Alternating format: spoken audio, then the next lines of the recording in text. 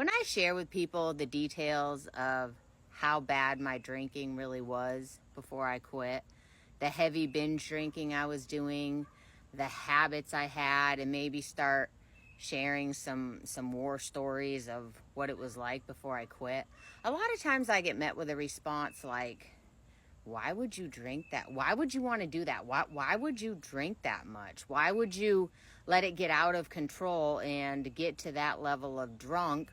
Why didn't you ever learn from your bad decisions that you did the last time you drank? Or why would you get that drunk or drink to that point of blackout and pass out if you knew you had to be up the next day for a work meeting?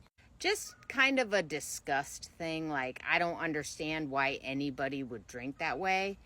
And usually the responses that I get from these types of people, they're more the normie drinkers, the social drinkers, the ones that didn't drink the way I did, didn't have the habits I did because they didn't have the addiction that I had. So I understand where they're coming from because it's hard for them to fathom that.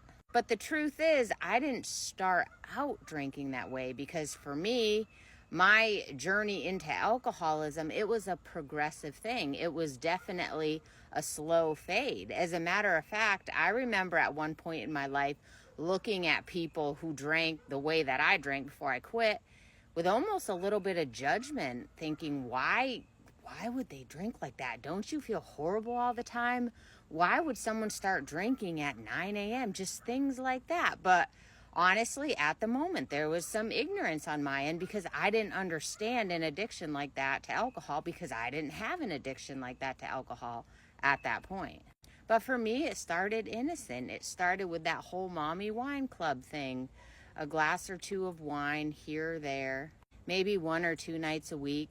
I remember actually dumping out bottles of wine because they were open so long and they would just get that nasty, extra fermenty vinegar type smell. Like, I couldn't fathom that now, like actually dumping out alcohol and wasting it. I would have never allowed alcohol to go to waste like that.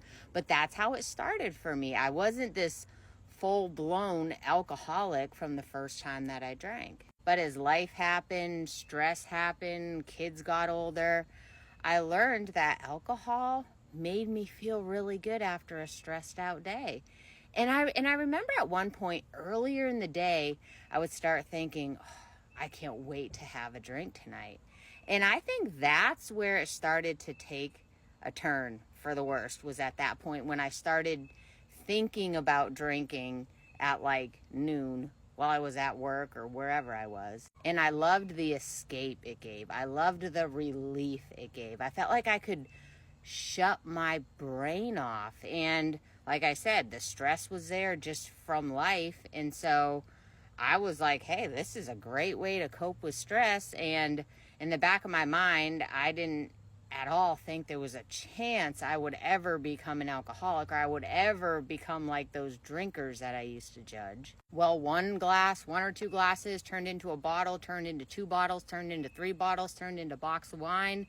Drinking on Friday nights turned into Thursday night, Wednesday night, and before I knew it, I was drinking almost every single night of the week. And I was pretty much blacking out and passing out every single night of the week. But I would take days off here and there just to reassure myself that I didn't have a problem. And how I used to think, how could someone ever drink in the morning?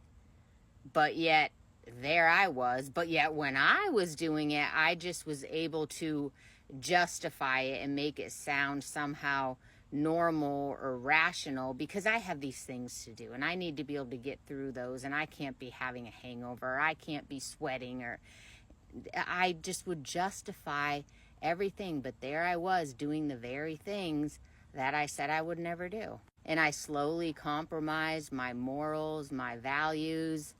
And there I was, an alcoholic in active addiction with zero control over alcohol, with horrible mental health, physical health, horrible marriages, finances in a mess, destroying my life because I felt like that's just what I needed to do to get through the day, or that was the only way that I could cope.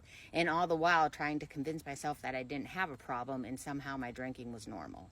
It's a progressive thing. So if you're seeing red flags right now with your drinking and you're starting to question it, you are questioning it because deep down inside you know it's not healthy, and there's definitely something there.